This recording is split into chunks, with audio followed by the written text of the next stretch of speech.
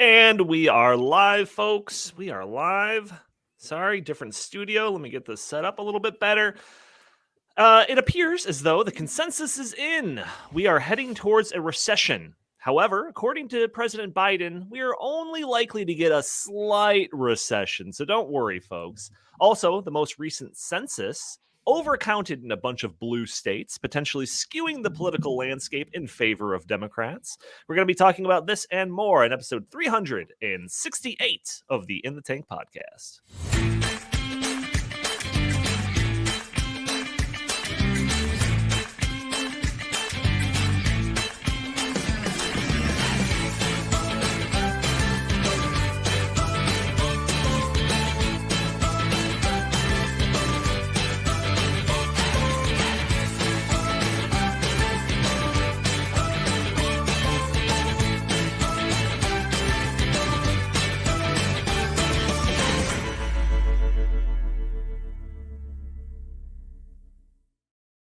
All right.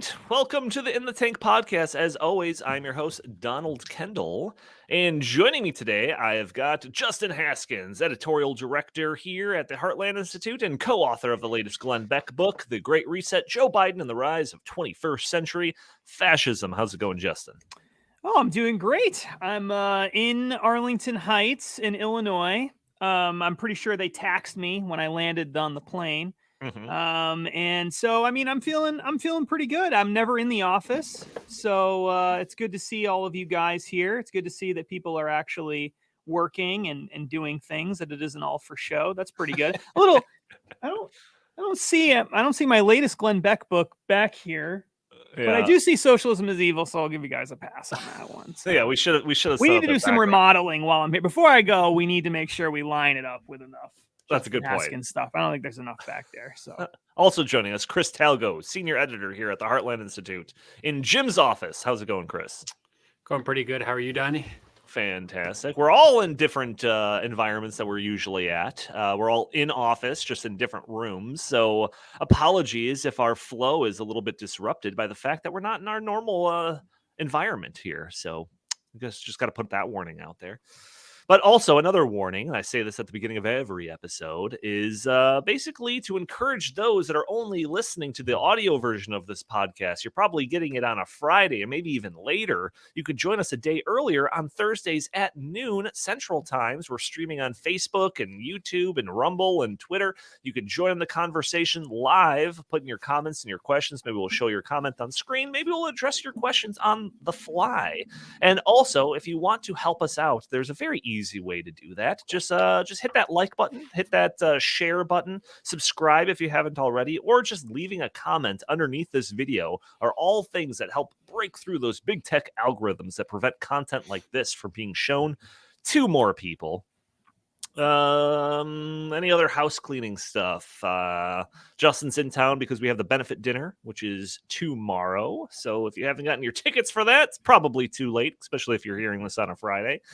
But yeah, tomorrow, our benefit dinner, October 21st in the Chicagoland area. Looking forward to hearing Yeomi Park speak about her crazy story about escaping North Korea. I'm pretty stoked to hear that one out. But Chris and Justin and Jim, who will be back in town for tomorrow, they're all going to be there. So if there's anyone that's listening to this podcast that's going to be present for that event, make sure you find us, reach out, tell us you like the show, tell them you don't like Jim rants, and anything like that. Gentlemen, anything you want to say about the benefit dinner tomorrow before we jump into the topics that we want to discuss today? Well, I do think we should mention at the very least that even if you can't go to the benefit dinner in person, surely we'll have the event. I don't know if they live stream it, but they will definitely have a recording of the keynote address and things like that, and there'll be clips from other things. So if you're interested in seeing it, but you can't make it to the event, I'm sure that if you go to the Heartland Institute's YouTube channel, that all that stuff will be on there probably within a week or two of the event. So even if you can't make it in person, you can just join us virtually.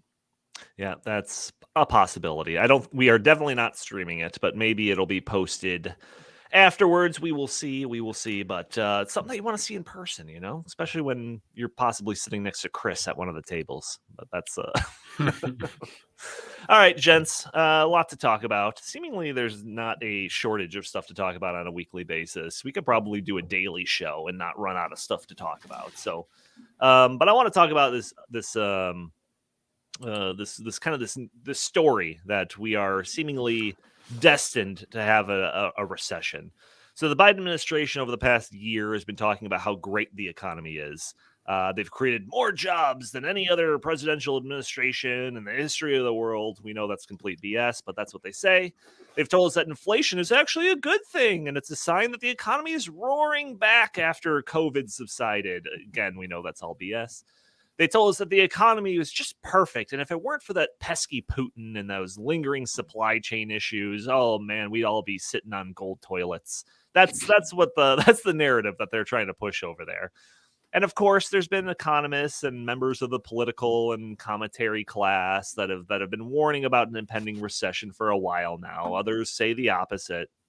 Well, a new report has just come out that makes it seem like that a recession is pretty darn close to inevitable. So this Bloomberg article forecast for the U.S. recession within a year hits 100% in a blow to Biden. So reading from this Bloomberg article, it says a U.S. recession is effectively certain in the next 12 months, according to a new Bloomberg economics model projections.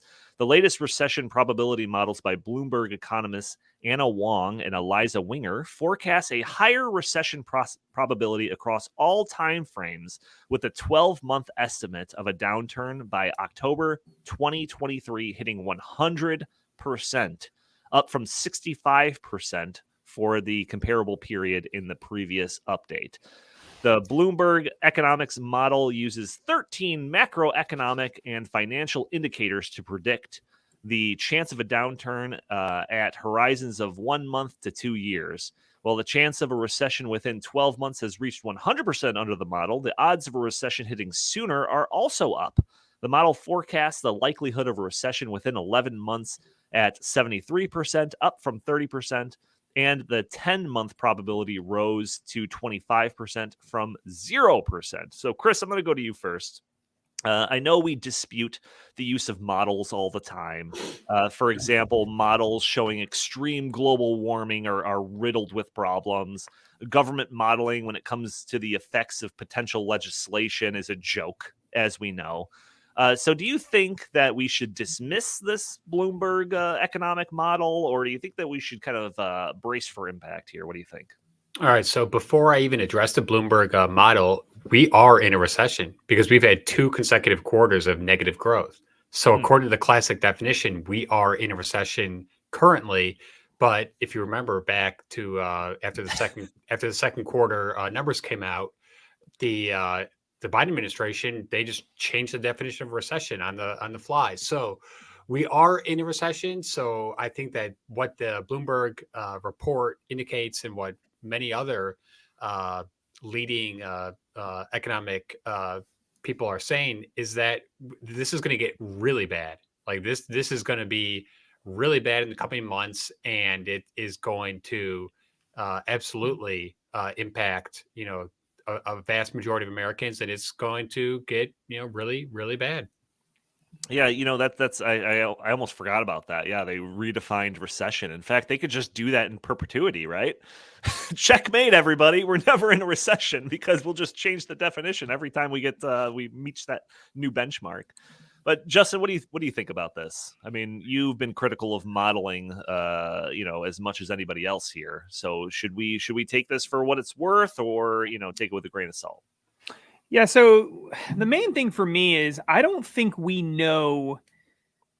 We're in such weird territory right now economically.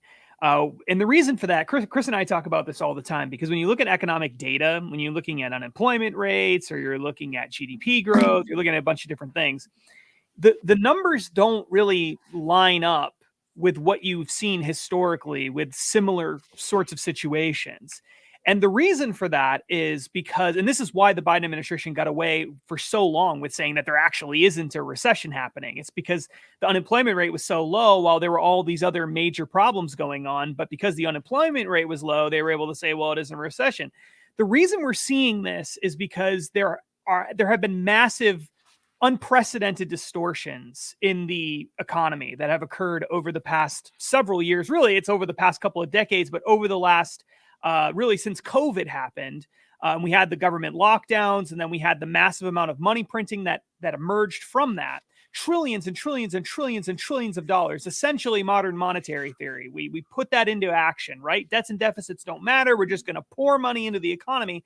And it created all of these distortions in the economy. So yeah, we have essentially full employment at certain periods of time recently. We probably still have something close to full employment right now, even though I think we are going into some kind of recession because we have stagflation potentially occurring. We have, which means we have lots of inflation, but not a lot of economic growth. We actually have negative economic growth. So we're seeing GDP growth go down, but we're seeing unemployment not really skyrocket upwards. We're seeing interest rates go up really high. We're seeing the housing market start to slip, but the housing market went up 40% in like a year and a half. So we're seeing all of these different things kind of come together in a way that we haven't historically, we've never seen this before. And it's because the distortions are unprecedented. We've never printed trillions and trillions and trillions and trillions of dollars and dumped it into an economy that we just shut down and paid people to stay home and paid people who still have jobs, giving them stimulus checks that they can't spend anywhere because the economy is shut down. We've never done any of those things. And we did all of that over the course of a year and a half. And basically, I think the main thing for people to take away is that there really hasn't been any economic growth in any real sense for a while. What's happened is the Biden administration and the congressional Democrats before that, with some help from Republicans too, essentially created growth, economic growth, by printing the money and dumping it into the economy. And then by people spending that money, they created economic growth. Okay. That's how it's a distortion. It's not real economic growth based on supply and demand or anything like that in any traditional sense. It's not based on population growth. It's not based on any of those things. It's based entirely, or on economic efficiency or anything. It's based entirely on printing money. And now we're seeing lots of inflation. We've seen that over the last year. And that's because of all the money printing that happened previously. So now what's happening is the Fed has realized that they need to unwind all of this by increasing interest rates. But by increasing interest rates, what they're trying to do is suck money out of the economy to try to help deal with inflation. Mm-hmm. But really what that means is they're trying to create a recession. Now, they don't want it to be a big recession, but they want it to be a recession big enough that it stops the inflation from getting worse. So what people need to understand, that's the plan. The plan is recession, not a bit. They don't want a depression.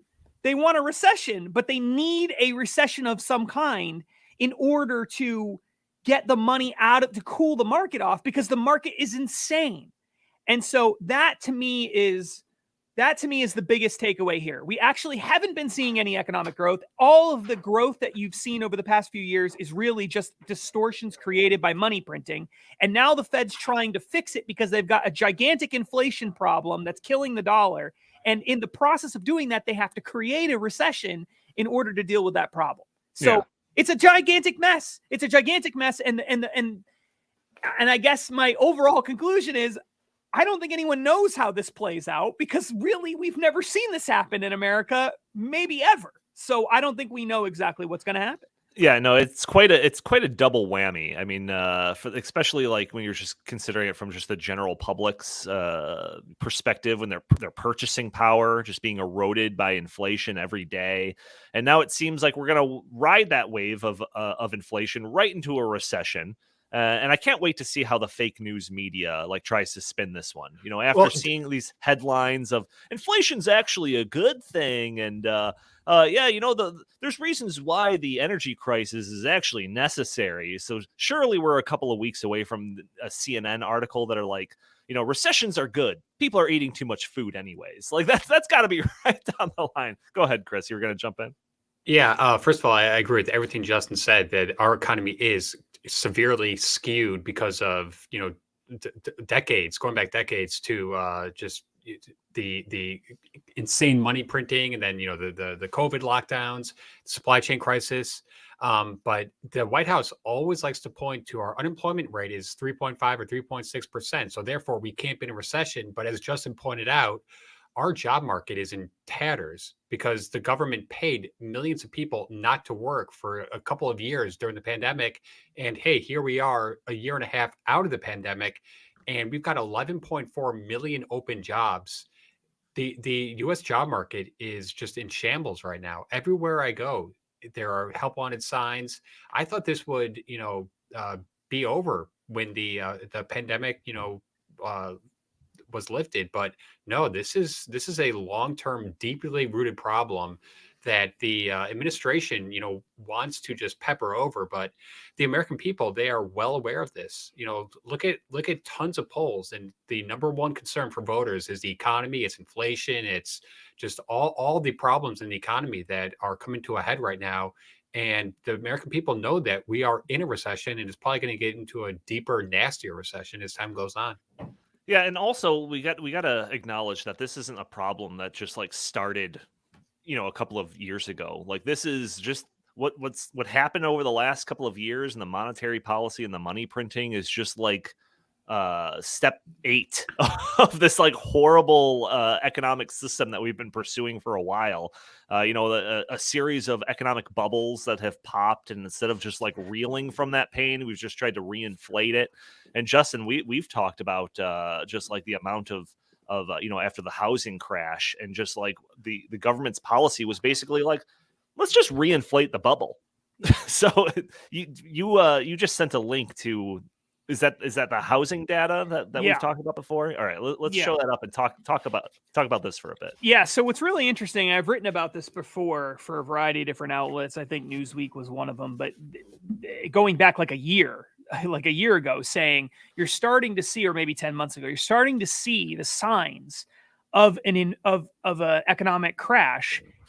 And you can see that in the housing data. So if you look back, one of the best indicators of a big economic crash, or at least a large recession, is housing data, housing sales data. And the reason for this is because, at least my theory is, the reason why you see these things correlated is because housing prices often go up very quickly, right as the bubble is getting at its biggest, right before it pops. The housing prices go up really quickly. So what you're seeing on the screen, if you're watching the video version of the podcast, you'll see this comes from the Federal Reserve. This is the Federal Reserve Bank of I think St. Louis, puts out this chart that shows average sales pricing of homes over time. And in it, there's these little gray bands in it that run vertically. Those are recessions. Okay. So what you see here is, over the course of time, if you look at the housing prices, you see the housing prices shoot up, and then you see shortly after that a recession that happens. Okay. Now you could say, well, of course you're seeing a recession right around the time housing prices are going down, because that's what happens in recessions, right? You have a recession and the housing prices go down. But when you actually look at the data that this shows behind this chart, what you'll see is that if you look at, because this is about quarterly sales data, when you look at the data behind this, what you'll see is that the rate of increase dramatically goes up right before the crash. Right before the crash, you see the rate of increase skyrocket. And that is exactly what happened in the 2000s. It's what happened with the dot-com bubble right before, right around the year 2000. Then right as Barack Obama was becoming president, you see that little spike in the sales prices. And now when you look at where we're at right now, what are you seeing? What you're seeing is the most dramatic increase in terms of rate of increase in housing prices we've ever had in history. We've never seen what we're seeing right now, where housing prices are going up by 40% over the course of just a couple of years. That has literally never happened in America. The reason for that is exactly what we said before. It's the Federal Reserve and the government pumping trillions of dollars into the economy, just pumping it, printing money, giving it to people so they have more money to spend on housing. That, in addition to supply chain issues, which made it harder to build new houses, which increased the price of existing houses, those two things combining together created this insane increase in housing prices. Well, now what this chart does not show you is that housing prices have started to go down. That's because this chart is quarterly data, and we don't have the most recent quarterly data available for this chart. But housing prices have now started to slip. And once you start to see the slip, you get a recession shortly after that. As you can see in the chart looking now, if you're looking right around 2007-ish, you start to see housing prices slip, then it sharply declines. We go into a recession. Well, I believe that's exactly what we're seeing here. I think this is exactly what's going to occur here, except the bigger the rate of increase, the more sharply distorted the market is, I guess you could say. The more distorted the market is, the harder the fall often is. Now, we don't know for sure. It's impossible to predict the future. So we don't know for sure that that's what's going to happen this time around. And a lot of things have changed in terms of regulations and stuff like that compared to what happened in 2008. But if the past is an indication of what we're going to see, we're going to see a massive, massive, massive recession, because we're seeing the fastest increase in housing prices basically that we've ever seen. Right. And if you look at the quarterly data, if you were actually to pull up a table of the quarterly data, which I don't have available, what you would see is that out of the top, say, 7 quarters in history, in terms of fastest growth of housing prices, I think it was 5 of the 7 of the fastest quarters we've ever had happened in 2021 or 2022. So, and 3 out of the 4 fastest were in 2022 and like late 2021, if I remember right. So we're seeing unprecedented distortions in the housing market. And because we're seeing it in the housing market, I believe we're also seeing it elsewhere in the economy. And it means that we're likely to see a large economic decline as a result of this. Now, I guess it's possible that this sort of hockey stick chart that we're looking at here is just going to, broken hockey stick, I guess you could say, is going to keep going up. We're just going to skyrocket up forever. Housing prices go up forever. Maybe that's what we'll see, but I don't think so. I think what's going to happen is the Fed is going to continue raising interest rates as much as they have to in order to kill the economy or to slow it down significantly, in order to try to bring inflation under control, get these housing prices under control. And so by design, they want those housing prices to come down. And they're going to create a recession on purpose as a result of this. And right, that seems inevitable at this point.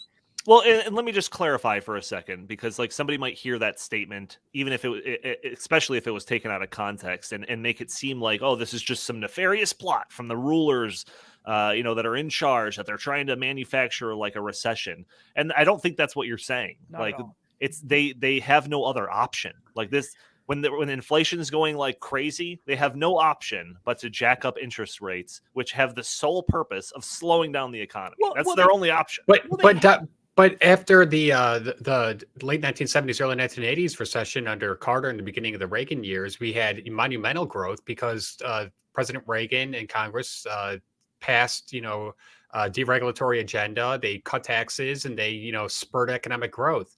The Biden administration, since they've come into office, have done the exact opposite.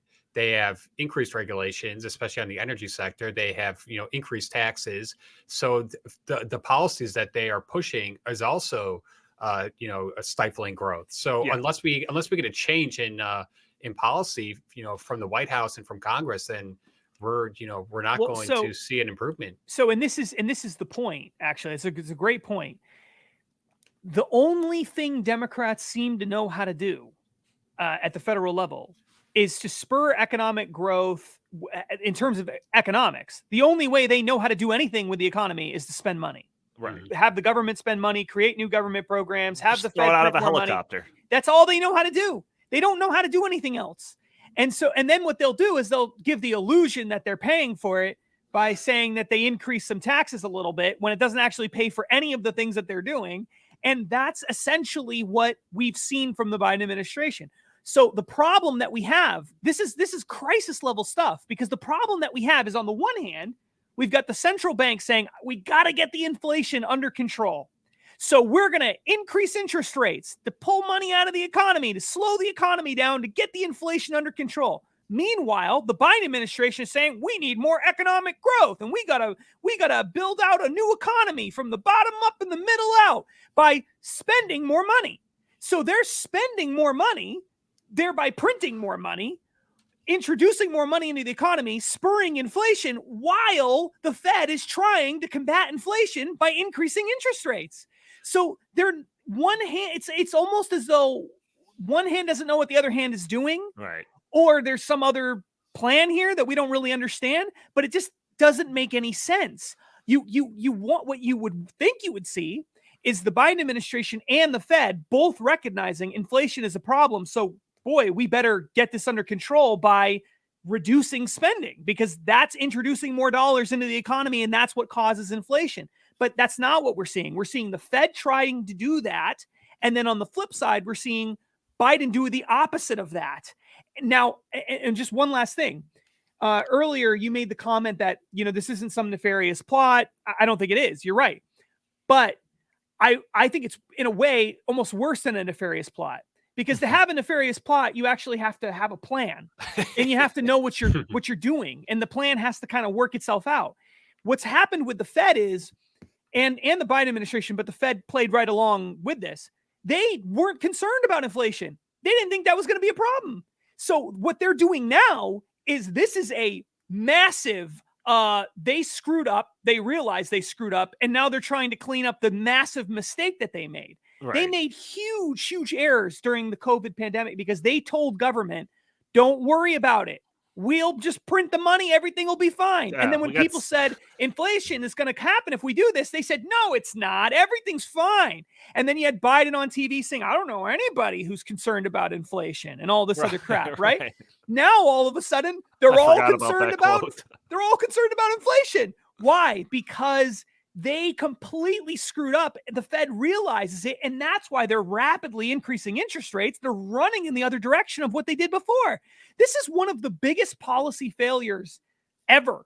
This is a huge mess, screw up. And it's bizarre in a way, I guess, because they're not politicians. People running the Fed aren't politicians, so people don't know who they are necessarily. The average person walking down the street does not know who the most powerful person at the Fed is. And if they do, they almost certainly don't know who the second or third most powerful person at the Fed is, right? And because of that, maybe that's why they're not getting as much flack for this, right? Sure. There's no politics behind it. It's not exactly a Republican Democrat thing per se. But they are hugely to blame for doing this. Hugely to blame for doing this. And they are admitting that what they did was wrong by rapidly increasing interest rates like this. And we're all paying the price as a result. And because the Biden administration is more concerned with wealth redistribution and their equity agenda, they're putting forth policies that are slowing economic growth. So you can't have it both ways. Money printing. Right. I mean, during the Obama years, we had, very, very low economic growth. It was like 1% to 2%. And that was considered, quote, the new normal. Then when Donald Trump came in and he, slashed taxes and cut regulations, and we had, at least a little bit higher growth for a couple of years, but now we're going back in the opposite direction because we're not incentivizing innovation, entrepreneurship, and business development. We're not incentivizing businesses to invest in research and development because they are, worried about the future. And when businesses are more worried about the future and future taxes and future regulations, they are not going to invest in hire employees and invest in, new equipment and such. So that's also, I think, a big reason why our economy is just really, in this slow growth mode. And also, we can't forget that during the pandemic, we lost a huge amount of small businesses, and the small businesses still remain the backbone of the American economy. 70% of economic activity is at the small business level. So when you just, took a, chainsaw to small businesses across this nation, there's going to be fallout from that, and we're going to reap the consequences for, years to come. Yeah, no, all the response to COVID was just, I don't think I could overstate overstate how terrible that was handled, and just like the hubris that they think that like, oh no, just let us take care of everything will go fine. It's just unbelievable failure of central planning there. So we have these Bloomberg economists saying 100% we're going to have a recession soon. Larry Summers, we've talked about, a warning that conditions are reminiscent of like the Great Depression. Jeff Bezos just recently tweeted out that it's time to batten down the hatches. Elon Musk has had has stated recently that he's got a super bad feeling about the economy. We talked about JB Morgan Chase CEO Jamie Dimon, who was been warning about the economy for a bit now, and he recently said that the situation is very, very serious. But possibly the most concerning warning comes from President Joe Biden. So during a softball interview with CNN's Jake Tapper, Joe Biden said, quote, I don't think there's going to be a recession. If it is, it'll be very slight recession. That is, we'll move down slightly. It is possible. Look, it's possible, but I don't anticipate it.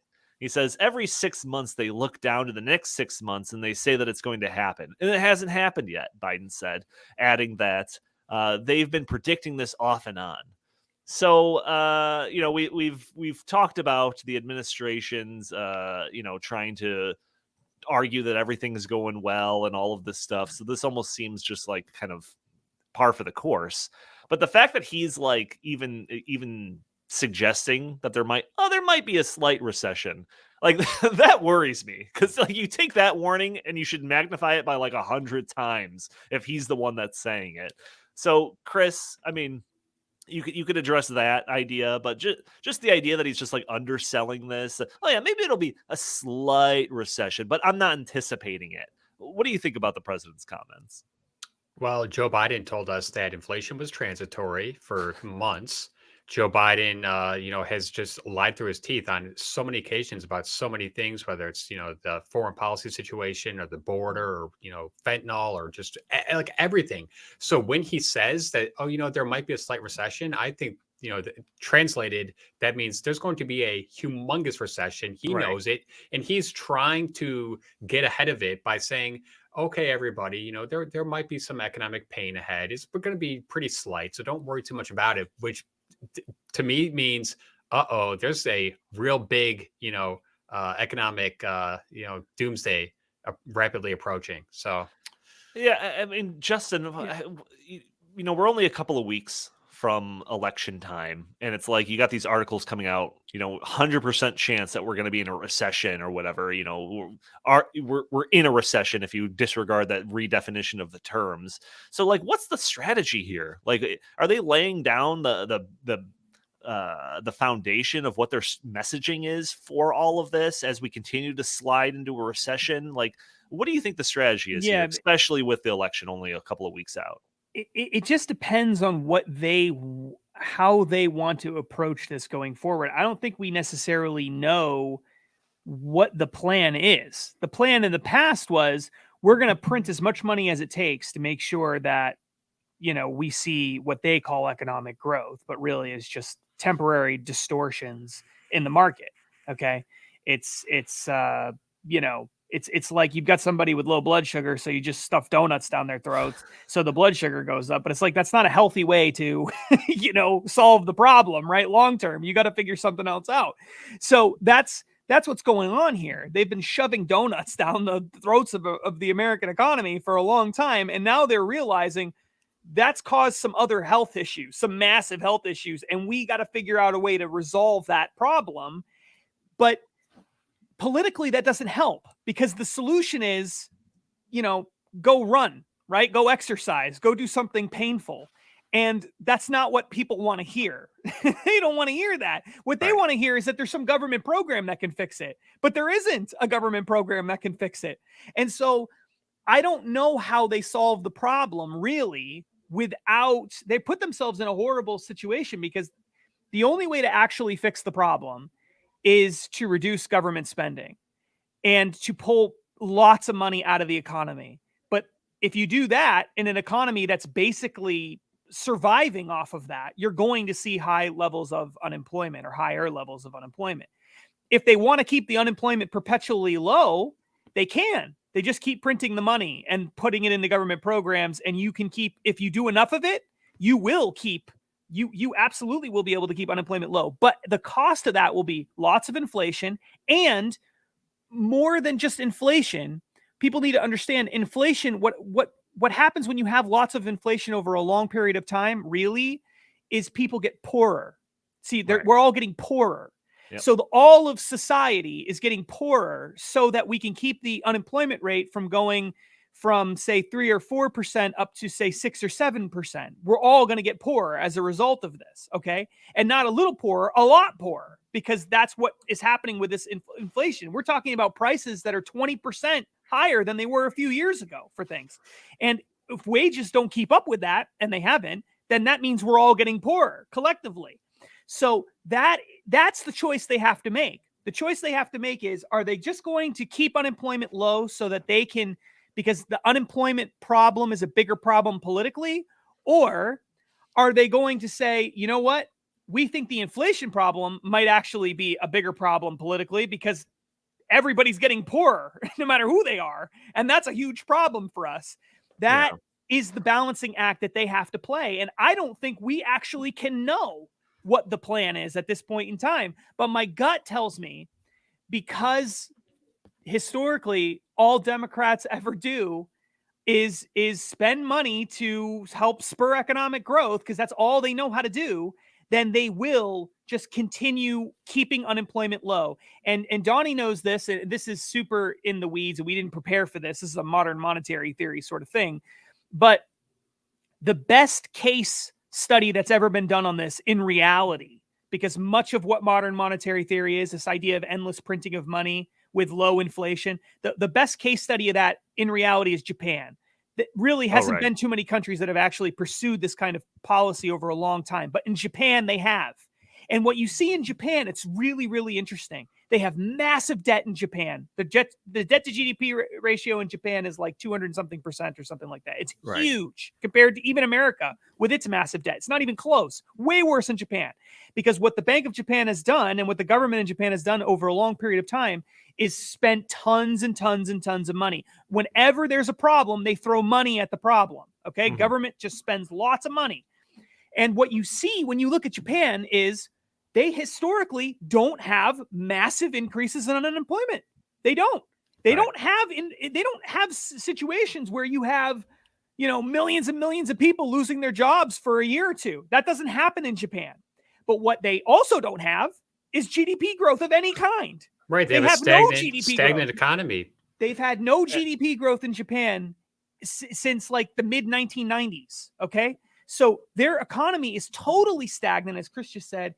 And what that means is people have progressively been getting poorer over this whole period of time. Everyone in Japan gets poorer. And so Japan is getting progressively poorer pursuing this kind of policy. So that was the choice they made. They said, we're going to keep unemployment low, but we're all going to be poorer. And that was the choice they made. So what are we going to do here in America? Are we going to choose to all be poorer so we can keep the unemployment rate artificially low? Or are we going to allow unemployment to go up so that we can fix the problem? And it's not a good situation. I'm not saying that's good, but that's the situation that they put us in by shoving donuts down our throats, telling us this is going to fix our health problems when it isn't going to fix it. I think the left is opposed to rapid economic growth because it creates winners and losers, and that is opposed to their agenda of we want everyone to be as equitable as possible. So to them, when you have low growth, when you have massive wealth redistribution, programs and huge government benefits that they're handing out to the poor, this is part of their their goals and their agendas. But in reality, as most people are starting to understand, the inflation is a tax on the poor, and the poor are paying the brunt of this. So I hope that the American people wake up to the fact that although the Biden administration is touting, we have a low unemployment rate, that doesn't matter. That doesn't matter to people. What matters to people is when they go to the grocery store, when they go to the gas station, and they cannot afford these goods because of the massive money printing and all the economic dislocation that their, government intervention and regulations and high taxes are, implementing on the American economy. So I want to shift the conversation to just like what should the politicians like actually do, right? So my wife asked me yesterday after I told her about the topics that we're going to talk about on today's podcast. She says, like, what would the economic situation be if Trump were still president? Like, surely the economy would still be experiencing some of the same things and some of the same issues, right? So before I tell you what I had to respond to that, I'm curious of how you guys would answer that question. I'll start with you, Chris. So when Donald Trump left office in the fourth quarter of 2020, our GDP was growing at a massive rate. We were in the midst of a V-shaped recovery. And as soon as Joe Biden came into office, he reversed a lot of the Trump policies that were promoting that economic growth. So I think this is, very it's a strategic thing, and I think they're doing it on purpose. And I think that this is part of their wider agenda. But if they wanted to reverse course, they could do it, and they could do it in an instant. All they'd have to do is say, okay, we're going to get rid of the regulations on the oil and gas industry, which is just crushing, the American economy. We're going to not implement higher taxes, and we're going to cut down on government spending. But they won't do that because it is not in line with their agenda.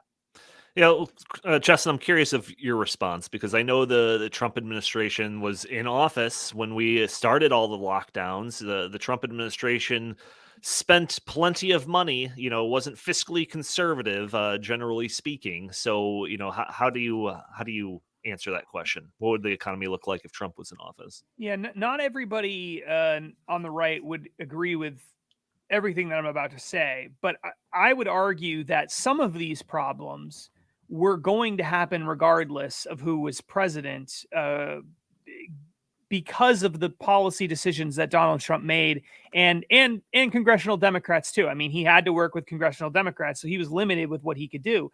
But they spent way too much money. They put tons of money into the economy because of the lockdowns and the decision to lock everything down.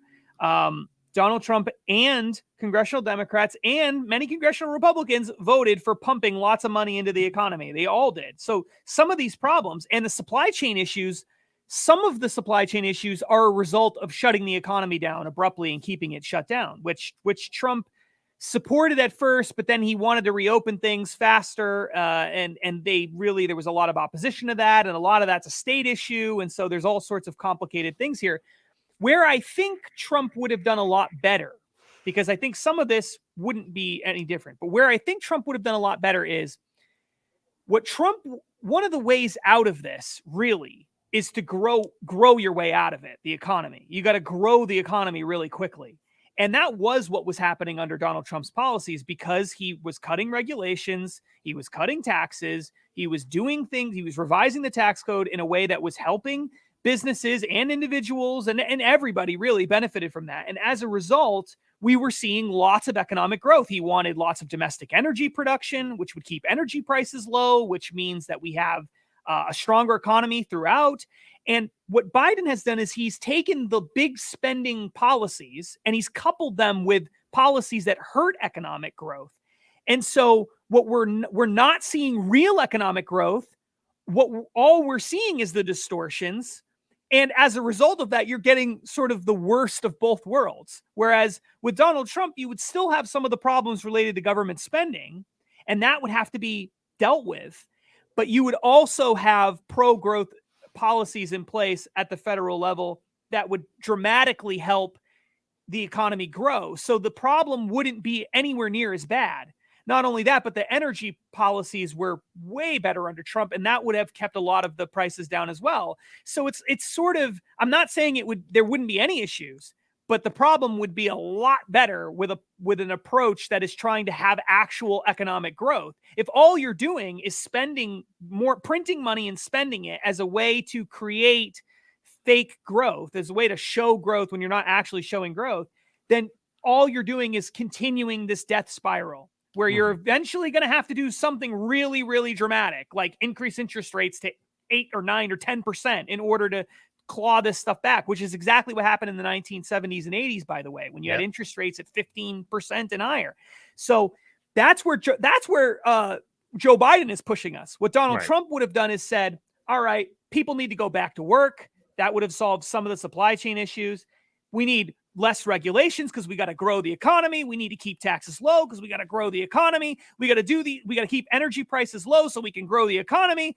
And that means more domestic energy production. And he would have gone full bore in that direction, and it would have offset the problem. So he would have handled it a lot better, but it still wouldn't have been perfect, I don't think, because of his tendency to spend too much money. Well, Donnie, and as Justin showed us in one of his research papers about the Trump tax cuts, the Trump tax cuts actually benefited the lower middle class much more than they did the wealthy class.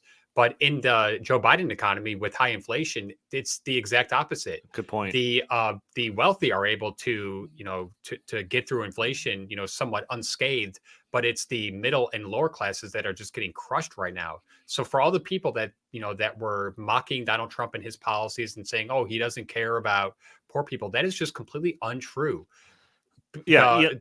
American families were making giant steps under the Donald Trump economy, but under the Joe Biden economy, and like Justin said, with the anti-growth policies and the wealth redistribution and the huge government spending, the exact opposite's happening.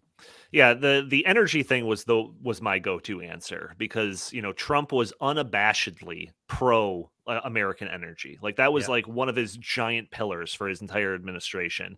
Whereas this administration is completely undermining the energy sector. So, and I don't care, when the administration, what they say when they're talking out of both sides of their mouths. I don't care when they claim that they're helping American energy. I don't care when they claim that they have more oil leases than ever before. It's all semantics. It's all word games. It's all BS.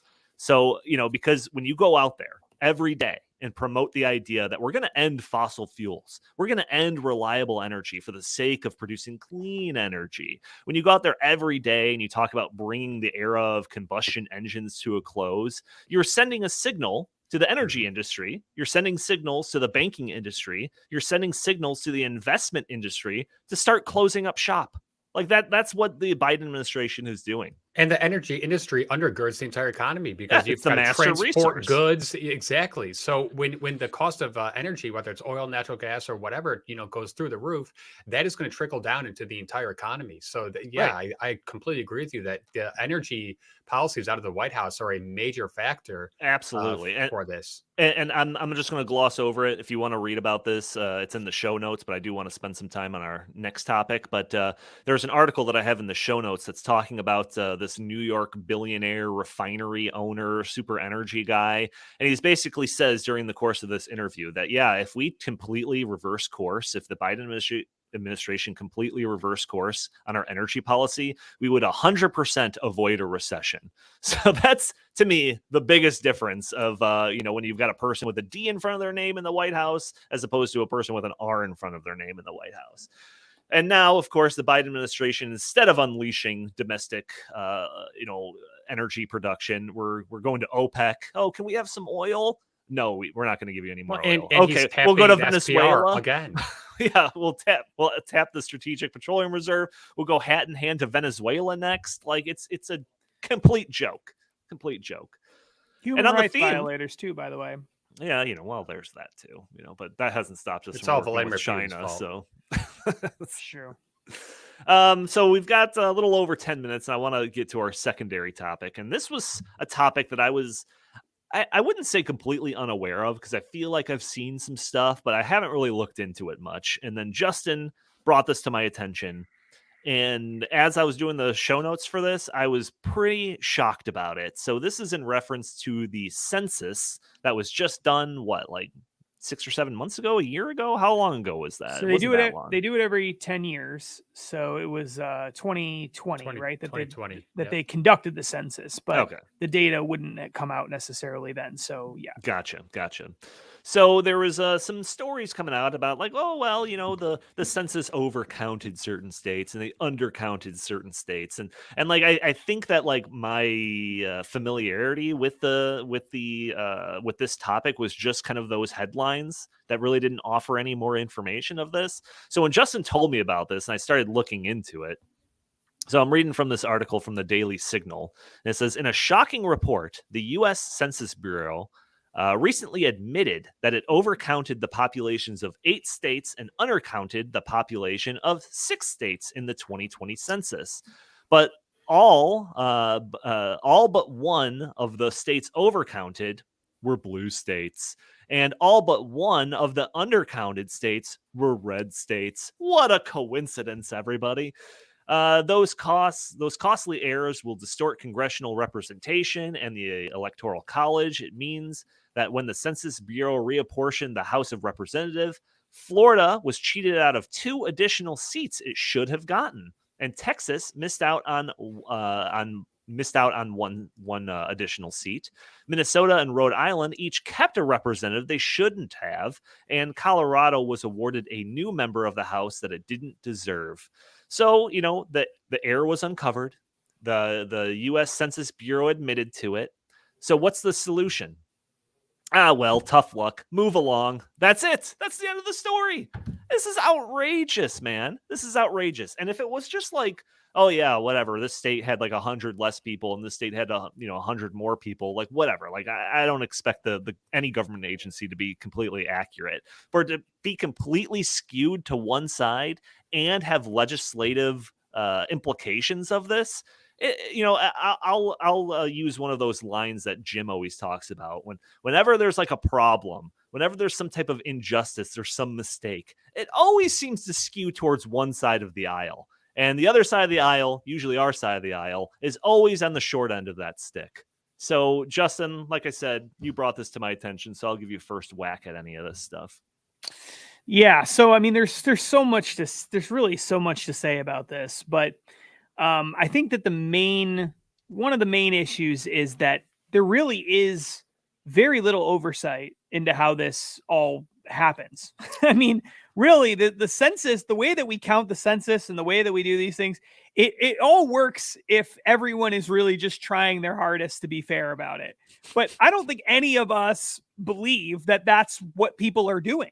And the states really have a very strong incentive to make sure that their state is being overcounted, because it's not just about congressional representation. It's also it's built into all these formulas for federal funding and stuff. Right. So if you're a state, you want to be overcounted. You don't want to be undercounted, because the more overcounted you are, the more money you get that you don't deserve. So it makes total sense for a state to be trying to do this. So you can imagine in a place like, California, for example, or some of these really deep blue states where they're just everything at every level is basically run by Democrats, why they would want this. Now, I'm not saying that there aren't Republican states that are engaging in that too. I'm sure there are, but the numbers don't lie. The internal report from the Census Bureau says that most of the overcounting happened in blue states and did not most of the undercounting happened in red states.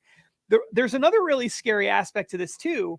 And that is that in most states, the vast majority, they didn't have enough data, according to the Census Bureau. They didn't collect enough data to know with statistical significance whether undercounting or overcounting occurred. So only in 14 states did they actually have enough data to even come to a conclusion. So the problem could even be much worse. So the problem could be much worse. So we actually don't know how bad the problem really is. The other thing is in the article that you just cited from the Daily Signal, it was really interesting because they mentioned that the numbers really, if you're looking at the macro overcounting, it was very small percent. It was only like 36,000 people or something like that in total, if you just look at total. So in other words, in total, the census did pretty well. Right? I mean, 36,000 people overcounting, that's not that bad, right? For the whole country? No. This says in 2010, because I got another quote. This is from a Hill piece.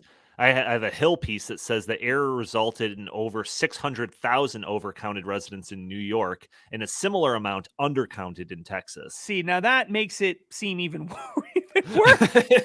That was not, I had a totally different line of thought because I thought that was 2020. So that clearly illustrates that there's some degree of corruption or something going on here that is not scientific. At the very least, let's admit that. Even if you want to say that this isn't nefarious and it's just everybody's trying to do whatever they can to boost the numbers and there's no real plan or plot to it. It's just we want to boost the numbers. Okay, but this isn't working in terms of accuracy, right? We can see that very clearly from these figures. I just like, and I always play this game. I'm sorry, I apologize, but like, could you imagine if the roles were reversed here and it was only red states that were overcounted and it was only blue states that were undercounted? Like, would we have this same, oh, well, tough luck, check back at us in 10 years and we'll promise to be more accurate? Like, it just wouldn't stand. There would be a census commission that would be broadcast every night on MSNBC. Right. And Donnie, we know for a fact that the Democratic Party is not a fan of the Electoral College. So this is a way for them to kind of skew the Electoral College in their favor, because obviously they want to get a couple, more votes if the, blue states have a couple more representatives, because the Electoral College is your senators plus your representatives is how many votes you get. So also, this is just my opinion, everybody. This is not the opinion of everybody in this organization or whatever. But so we sit here, we see this error. It has all these big implications and all of this. The Census Bureau is admitting to it. Yet we're all supposed to just trust the voting system, and that's just the freest and fairest election that's ever existed in our lives. Give me a break, folks. It's pretty bad. When you just look at it at baseline, you say it's pretty bad. And here's the thing. Let's say it's just so this is really where I was going before when I was talking about the 2010 numbers. Turns out that's wrong, but the point still holds. Okay, so they overcounted by several 100,000, right? But if everyone's just doing their hardest, right, to inflate the numbers, then theoretically the overcounting should be close to equally distributed, or it should be proportionally distributed based on the size of these different states. In other words, we shouldn't see a disparity between the red states and the blue states with overcounting. It should be basically equally applied, just different based proportionally on the size of these states. But that's not what we're seeing. What we're seeing is that the blue states are being overcounted much more than the red states, and the red states are being undercounted by a lot more than the blue states. That suggests there's something more happening here than everyone's just equally trying to inflate the numbers. And so all the numbers are inflated. No, a lot of the numbers are deflated, and some other numbers are inflated. So now there's another really important point that's going to get missed in this for a lot of people too, if they don't really stop and think about it. So congressional representation is tied up in all of this. Okay, we alluded to that earlier. And that's going to have implications potentially for how things shape up in Congress in this election, maybe next election, maybe for the next few elections until we get to another census and another redistribution of how all this stuff works. But what people need to keep in mind is the only reason that that's the case, the only reason that we're taking away some seats from one state and adding seats to another state is because we have this absolutely stupid law that was passed 100 years ago that says the House of Representatives is going to have 435 representatives in it.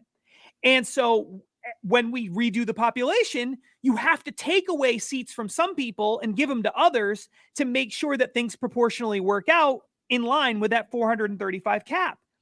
But the population of America has increased dramatically over the last 100 years. We're talking about by hundreds of millions of people. So even though we have 200 million more people than we had when they created that law, we have the same number of people in the House of Representatives representing us. In fact, when they passed the law, if I remember right, I don't even think we had Alaska and Hawaii as states. I think there were only 48 states back then. Yeah. So literally, we've added states since this happened. We've added 200 million people to the population, and yet the same number of people are representing us in the House of Representatives, which is supposed to be a representation of people based on the proportion of the population by state.